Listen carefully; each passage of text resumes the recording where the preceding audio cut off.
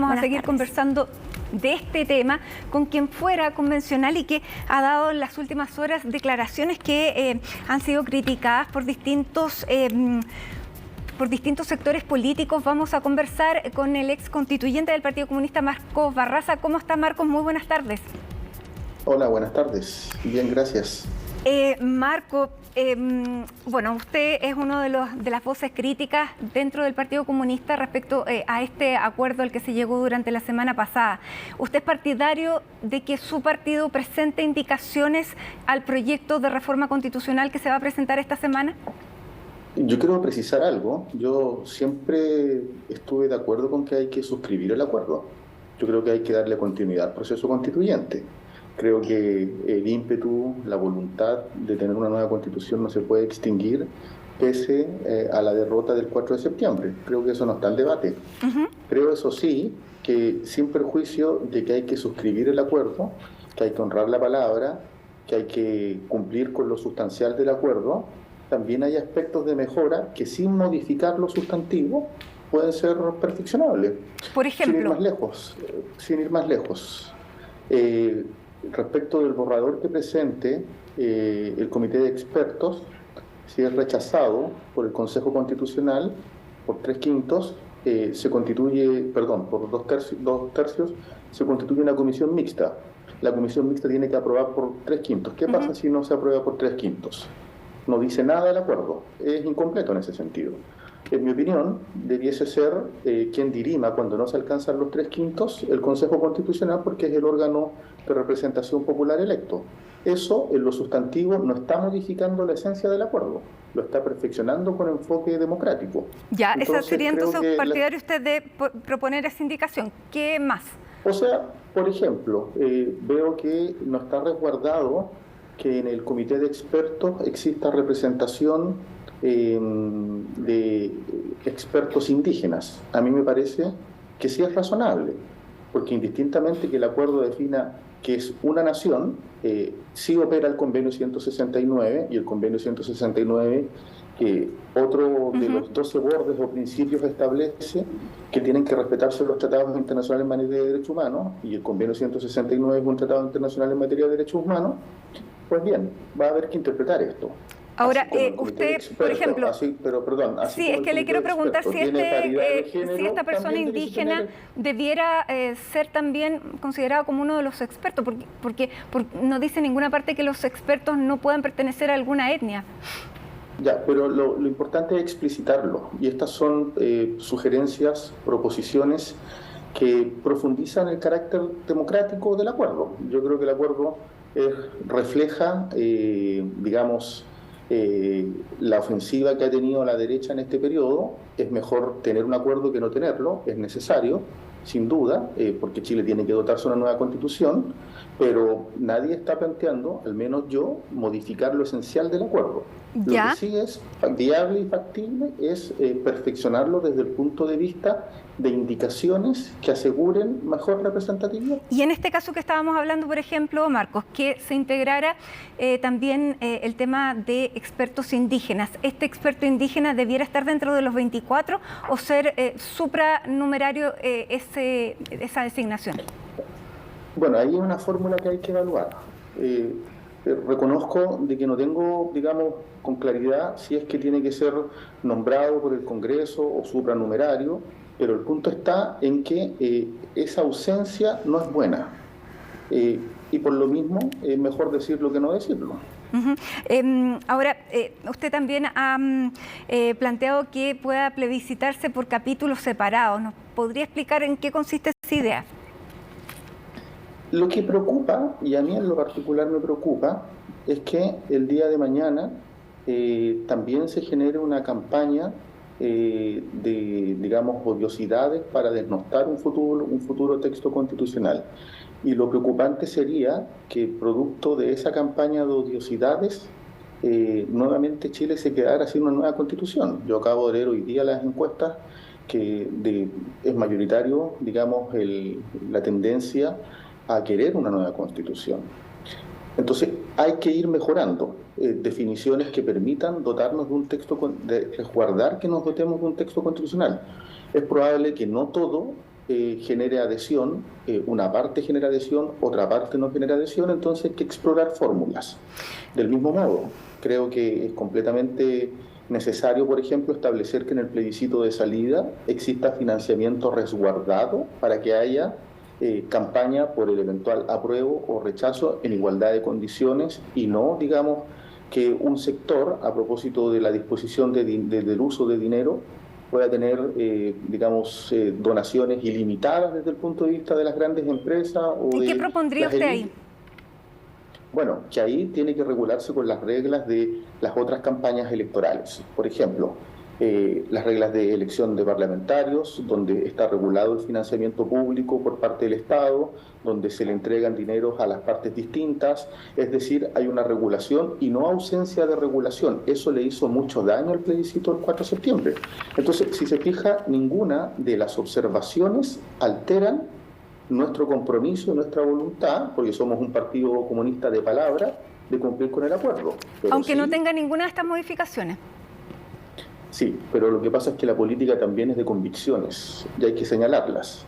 No estamos diciendo en ningún caso que vayamos a incumplir el acuerdo. Lo que estamos diciendo es que el acuerdo puede ser mejorado. Si no se alcanzan esos estándares a partir de indicaciones, vamos a concurrir igual. El punto está en que no puede pasarse por alto materias tan sensibles. Vamos a concurrir igual porque hay que poder incidir por dentro. ¿Qué significa incidir por dentro? Significa, básicamente, a ver, este proceso constituyente de continuidad es un dato de realidad que no tiene el mismo estándar que tuvo la Convención Constituyente en términos de representación. Sin ir más lejos, son 50 personas electas, no 155, eso restringe el margen de electividad para otros grupos de representación más pequeños, especialmente en las regiones. Por lo mismo, el riesgo es que si no se participa del proceso constituyente, quede capturado por sectores del rechazo. Y en ese sentido es mejor incidir que no incidir en la redacción de un nuevo texto constitucional. Y esto especialmente porque en Chile todos los grandes conflictos, las movilizaciones sociales que se han dado en los últimos 30 años han sido a pesar de la Constitución y colisionando con la Constitución vigente de la dictadura. Pues bien, esa es una demanda histórica que no puede ser soslayada y que obliga a todas las fuerzas, incluso a aquellas que perdimos en el plebiscito del 4 de septiembre, a actuar con la voluntad de tener una nueva constitución. Marcos, no me queda claro, ¿ustedes van a redactar entonces indicaciones para presentar al proyecto que se vaya a entrar en el Congreso? No sabemos si va a entrar por el Senado o en la Cámara. Bueno, eso lo está viendo la bancada. Yo simplemente expresé un punto de vista. Yo espero que existan indicaciones. Si esas indicaciones no concurren, nosotros participamos igual de este acuerdo. Marco, usted llamó a las fuerzas sociales a reagruparse y cumplir con el propósito de presionar a la instancia para que las demandas del pueblo queden bien reflejadas. ¿Qué significa presionar a la instancia y reagruparse los movimientos sociales? Pues bien, las grandes reformas que están comprometidas en Chile requieren del vínculo de unión entre la institucionalidad y el mundo social. Cuando el mundo social es desafectado de estos procesos sociales, las élites, y la historia de Chile así lo demuestra, resuelven de manera inconsulta y resuelven no necesariamente con apego a esa voluntad social. Temas tan sentidos como la vivienda en Chile requiere de que los comités de vivienda participen. Temas tan sentidos como la salud requiere que los comités de usuarios de salud participen de este proceso y que expresen su punto de vista y que sean escuchados.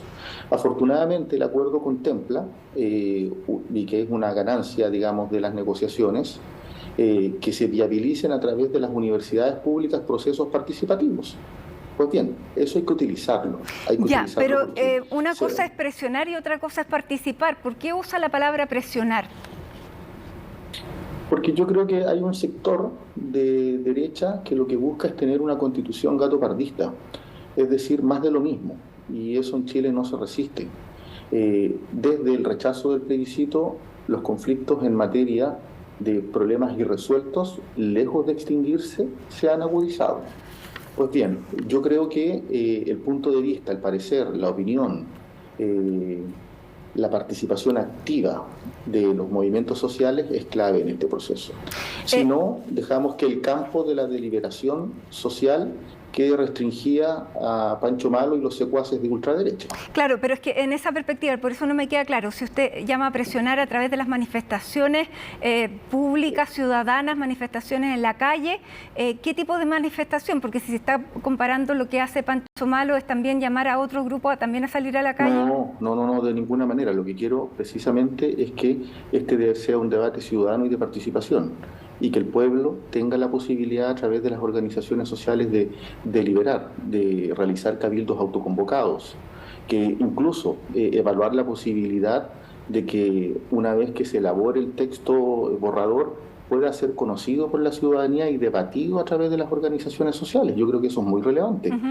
Creo que lo que se ha hecho es construir una caricatura de algo que es necesario, que es que la ciudadanía participe activamente, no sea testigo, sea protagonista. Marcos, ¿qué autocrítica se hace luego de haber perdido tan estrepitosamente la vez anterior? O sea, hay muchas, digamos, autocríticas en curso. Yo Pero creo la que el suya. texto, la mía, tal vez no haber sido lo suficientemente vehemente frente a temas que uno podía haber tenido la presunción de que, tal como estaban expresados, generaban confusión o daban espacio para la desinformación o lisa y llanamente la mentira por parte del rechazo. En ese sentido, uno tiene que estar, y yo en particular, creo que hay que hacer el acto de reflexión en el sentido de decir, tal vez no fui tan vehemente en esto, no fui tan vehemente en esto, aquello, y eso abrió la puerta para que fuera manipulado desde quienes tienen el poder del dinero. ¿Faltó incluir más a los sectores que no tenían necesariamente la representación necesaria dentro de la convención?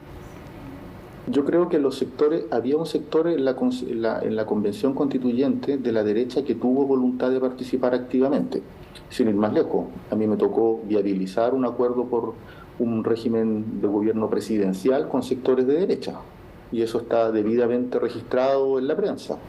Pero también había un sector de derecha que ejerció hegemonía, que nunca quiso una nueva constitución, y que es el mismo sector de republicanos, de la ultraderecha, que ha ejercido presión hacia los otros sectores de derecha. Entonces, ponerlo como que no hubo voluntad para que la derecha participara activamente en la construcción de acuerdos, yo creo que eso no es así. Hubo voluntad. Lo que hubo fue que, como siempre, prevaleció la derecha más ultra, más radical, dentro de una derecha más razonable. Marco, ¿y este acuerdo al que se llega la semana pasada, a usted le parece democrático?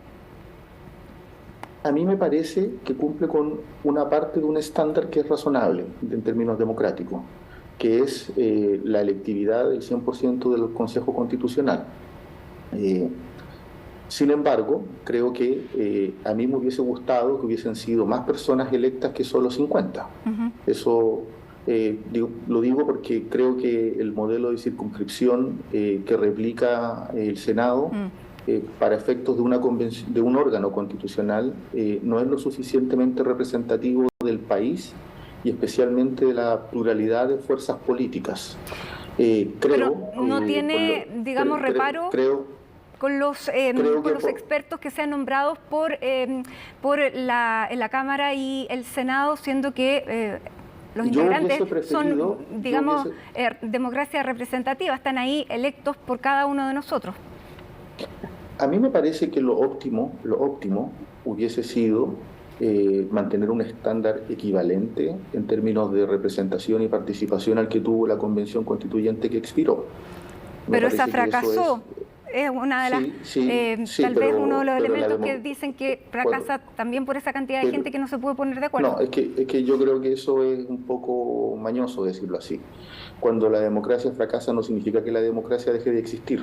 Hay que fortalecerla con más democracia. Ya, pero ¿esto no le parece entonces lo suficientemente democrático? Me parece que esto responde, en términos de incompleto, a la fuerza que también tiene la derecha digamos, en el Congreso. Ese es un dato de realidad. Pero es un dato de realidad que ustedes perdieron por esa cifra. Eso es lo que permite este acuerdo. Sí, no, no. A ver, el acuerdo se viabiliza, entre otras cosas, porque existe un riesgo real de que la derecha, junto a algunos aliados, pudiese obtener también 4/7 en el Congreso que hagan prescindir de la redacción de un nuevo texto constitucional. Y ese es un dato real, es una amenaza para la democracia. Entonces, en ese sentido, claramente que es pertinente concurrir al acuerdo. Es absolutamente pertinente, por imperfecto que sea. Entonces, el Partido Comunista, ahí están los votos. Pero si siempre lo hemos dicho, si concurrimos al acuerdo, si esa es una especulación de personas y de otros sectores, no de nosotros. Perfecto. Marcos Barraza, muchísimas gracias por haber conversado con nosotros a esta hora aquí en CNN Chile. Que tenga una buena tarde. Vamos a ver qué es lo que pasa con este proyecto de reforma constitucional. Muy buenas tardes. Que esté muy bien. Hasta luego. Muchas gracias.